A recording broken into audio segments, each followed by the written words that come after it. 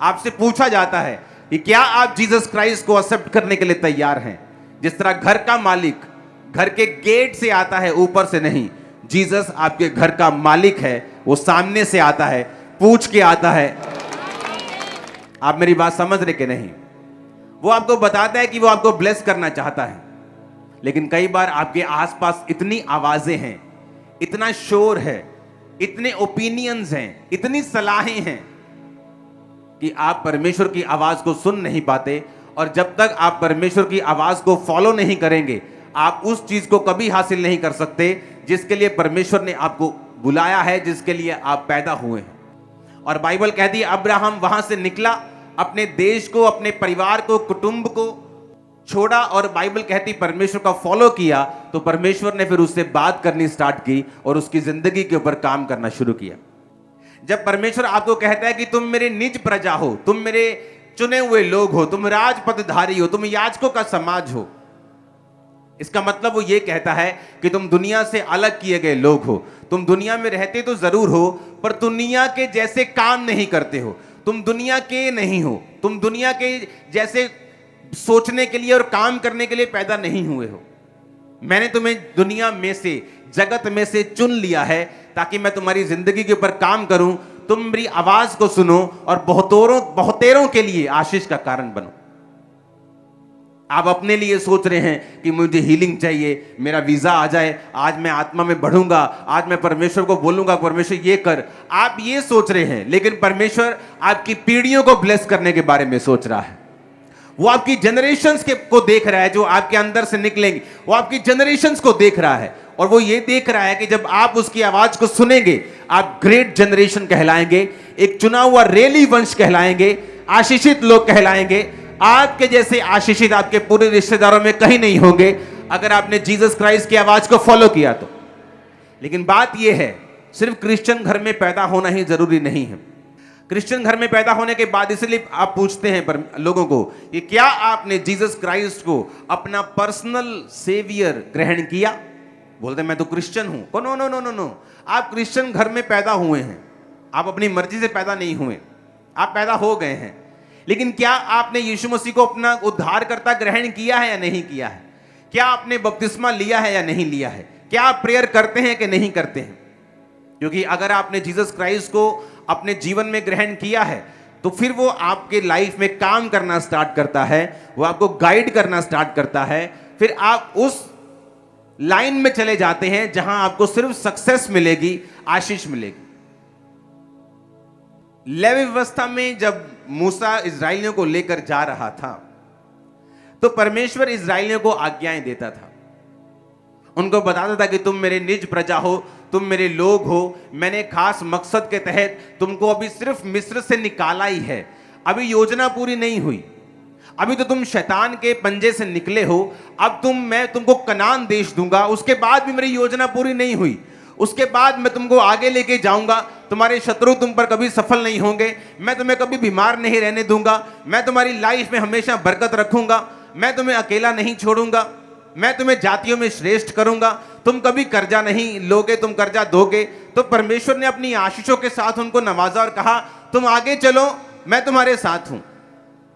और फिर तुम्हारे अंदर से यीशु मसीह का वंश, यीशु मसीह पैदा होंगे। और फिर यीशु मसीह के पैदा होने के बाद हजारों और करोड़ों लोग जो आज जीसस क्राइस्ट को फॉलो करते हैं वो बचाए जाएंगे। ये परमेश्वर की प्लानिंग थी, ये परमेश्वर की योजना थी। परमेश्वर ने कहा मैंने एक बड़े मकसद के तहत तुमको चुन लिया है। इसलिए नहीं चुना कि तुम बहुत थे, इसलिए चुना कि तुम थोड़े थे, तुम बंधन में थे, मैं तुम्हें चुना। और मैंने इसलिए तुमको चुना है कि अब मैं तुम्हारे जीवन में अपनी महिमा प्रकट करूं और तुम्हारे द्वारा लोगों को बताऊं कि जीवित परमेश्वर की ओर कैसे मुड़ना है और क्यों मुड़ना है। और वही मकसद आपकी लाइफ में है। कुरिन्थियों में लिखा पौलुस कहता है कि ध्यान से देखो कौन चुने गए, ना तो अमीर चुने गए। परमेश्वर ने कहा मैंने जगत के निर्बलों को, कमजोरों को, तुच्छों को, गरीबों को, जो व्यर्थ थे उनको चुन लिया, ताकि जो अपने आप को अमीर, सामर्थी, ऊंचा समझते हैं उनको शर्मिंदा करूं। ये परमेश्वर का मकसद है आपकी लाइफ में कि वो आपकी लाइफ को इतनी बरकत देगा, इतना ऊंचा करेगा कि लोग सोचेंगे कि आपने कुछ गलत काम किया होगा, इतना बरकत कैसे आ सकती है। या तो आपकी गवाही को झूठा समझेंगे कि ये नहीं, ये झूठ बोल रहा है, ऐसे कैसे हो सकता है, मेरे सामने तो ये ऐसे संघर्ष कर रहा था, अब ये इतना कैसे बढ़ सकता है। वो इस लेवल के साथ आपको बढ़ाना चाहता है और ब्लेस करना चाहता है।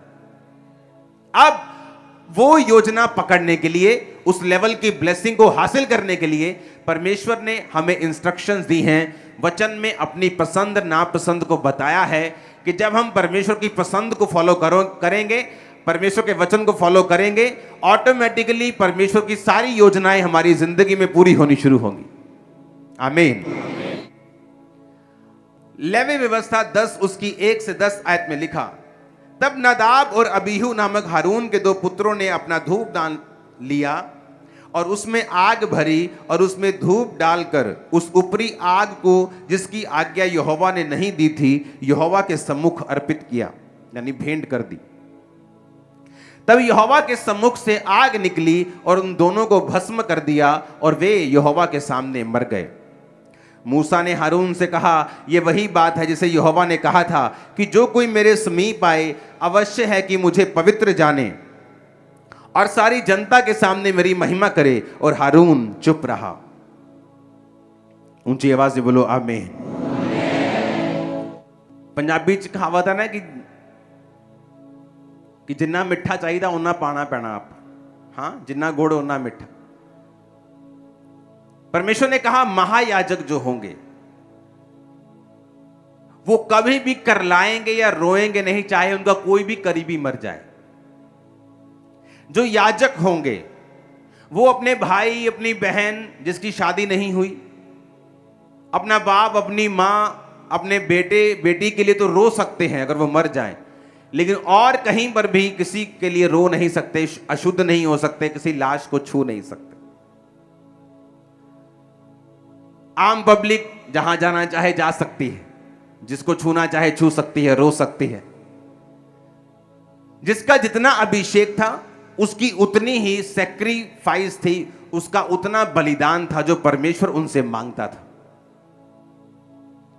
नया नियम में जब प्रभु यीशु मसीह कुर्बान हुए और जी उठे तो उसके बाद परमेश्वर ने सारा सिस्टम बदल दिया। अब परमेश्वर कहता मैं तुम्हारा महायाजक हूं और तुम सब याजक हो। और याजकों के लिए यह बात परमेश्वर ने जरूरी ठहराई थी कि वो दुनिया से अलगताई में रहे, क्योंकि परमेश्वर की योजना जो है उसकी लाइफ के ऊपर है। क्योंकि याजकों के लिए परमेश्वर की योजना थी, मैं तुम्हें उत्तम दाख दूंगा, उत्तम तेल दूंगा, उत्तम परिवार दूंगा, उत्तम सब कुछ तुम्हारा उत्तम होगा, ये मेरी तुम्हारे लिए ब्लेसिंग होगी क्योंकि तुम मेरे सेवक हो। नए नियम में जीसस क्राइस्ट के जी उठने के बाद जो कोई आज प्रभु यीशु मसीह को मानता है, वचन के मुताबिक वो राजा भी है और याजक भी है। अब हम याजकों के पास नहीं जाते, आप मेरे पास नहीं आते हो पाप माफ करवाने के लिए। मैं आपको बोलता हूं यहीं से बोलो कि हे जीसस क्राइस्ट प्रभु जी मेरे पापों को माफ कर, अपने लहू से धो, तो आपके पाप शुद्ध हो जाते हैं। क्योंकि जीसस क्राइस्ट मेरा और आपका महायाजक है और हम सब याजक हैं। तो याजकों के लिए परमेश्वर ने एक योजना बनाई थी कि याजकों को मैं ब्लेस करूंगा, याजकों को सबसे उत्तम दूंगा, लोगों से उत्तम दूंगा। अगर लोग बेस्ट ले रहे हैं, उत्तम ले रहे हैं, तो 10 उत्तम लेकर उन उत्तमों में उत्तम, बेस्ट ऑफ बेस्ट जो होगा वो मैं याजकों को दूंगा। ये परमेश्वर के मन में फोटो थी, कल्पना थी, योजना थी याजकों के लिए जो उसके नाम की सेवा को करते थे। अब जब परमेश्वर आपको याजक कहता है तो वो ये भी एक्सपेक्ट करता है कि याजक जो थे वो दुनिया से अलग रहते थे, वो लोगों में घुलते और मिलते नहीं थे। जिस तरह वचन कहता है मसीह का बलियाल के साथ क्या लगाव, अंधेरे का ज्योति के साथ क्या मेल, अविश्वासी के साथ हमारा क्या मेल। पौलुस कहता है मैं ये नहीं कहता कि तुम शराबी से बात ना करो, तुम पापी से बात ना करो, तुम उसके साथ वचन शेयर ना करो, नहीं तो अगर हम किसी के साथ संगति नहीं कर सकते ऐसे लोगों के साथ, तो फिर तो जगत से हमें निकल जाना पड़ता, क्योंकि हर जगह शराबी और पापी और नशेड़ी और व्यभिचारी आपको मिल जाएंगे। लेकिन पौलुस कहता तुम इनके साथ संगति ना करो, इनके साथ यारियां ना बांधो, इनके साथ दोस्तियां ना करो, इनको वचन दो, वचन देकर इनसे फिर अलग हो जाओ। परमेश्वर ने कहा अब्राहम को मैं तुम्हारे वंश को समुद्र के रेत की तरह बनाऊंगा। समुद्र की रेत, अगर आप रेत से बर्तन को मांजते हैं तो रेत कभी गंदी नहीं होती, लेकिन बर्तन को शुद्ध कर देती है। उसी तरह परमेश्वर ने कहा तुम रेत हो, तुम अशुद्ध होने के लिए नहीं बुलाए गए हो। तुम लोगों को शुद्ध करोगे लेकिन खुद अशुद्ध नहीं होंगे। तुम खुद